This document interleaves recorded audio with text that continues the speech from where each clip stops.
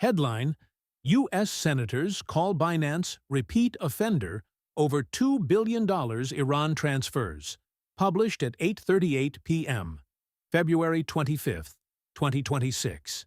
U.S. Senators have labeled Binance a repeat offender as they prepare to launch an inquiry into nearly $2 billion worth of crypto that was sent to Iran, raising doubts over the exchange's commitment to a plea deal agreement with the Department of Justice. Democrat Senator Richard Blumenthal, who represents the Subcommittee on Investigations, wrote to Binance CEO Richard Teng on Tuesday, asking him to provide information on the company's role in sanction-dodging transactions to Iranian and Russian entities. The letter reads, Binance appears to have ignored warnings and recommendations to prevent Iranian money laundering schemes on its cryptocurrency exchange, allowing $1.7 billion in transfers to Iran.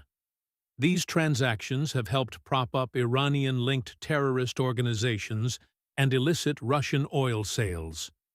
Blumenthal's letter was shared by journalist Leo Schwartz. Read more.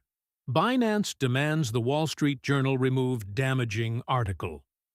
It also claims that Binance is revisiting the crimes of its past, specifically from 2023, when it was found guilty of charges including sanction violations stemming from crypto sent to Iranian entities. Binance is a repeat offender. It has long been aware that the Iranian regime and its terrorist proxies use its cryptocurrency platform as a convenient and reliable means to bypass international sanctions, anti-money laundering controls, and other banking restrictions, it reads. Blumenthal continues, instead of actually preventing illicit use, Binance has sought to evade accountability and influence the White House through lobbying and a financial partnership with World Liberty Financial, WLFI. The letter also claims the scale of the newly revealed illicit transfers uncaught until nearly $2 billion flowed to sanctioned entities and the unexplained firing of internal investigators call into question Binance's compliance with American sanctions and banking laws, and its 2023 agreement to resolve the previous federal investigation. Blumenthal backs up his allegations by noting Binance's deep connections with the Trump family and WLFI through promotions and the housing of 85% of WLFI's stablecoin $1 in Binance accounts. All this, he says, led to a successful influence campaign that secured Changpeng Zhao's pardon and the dismissal of a lawsuit against Binance. Binance reportedly didn't stick to compliance measures. The Wall Street Journal, Fortune, and the New York Times have all reported on two Binance clients, Hexa Whale and Blessed Trust, acting as intermediaries for Iran's revolutionary core. These accounts allowed Iran to launder funds and trade oil outside the traditional banking system and sanctions. Blessed Trust repeatedly raised internal alerts at the firm. When investigators eventually discovered the extent of funds going to Iran's government, they flagged it to Binance's top execs before they were fired weeks later.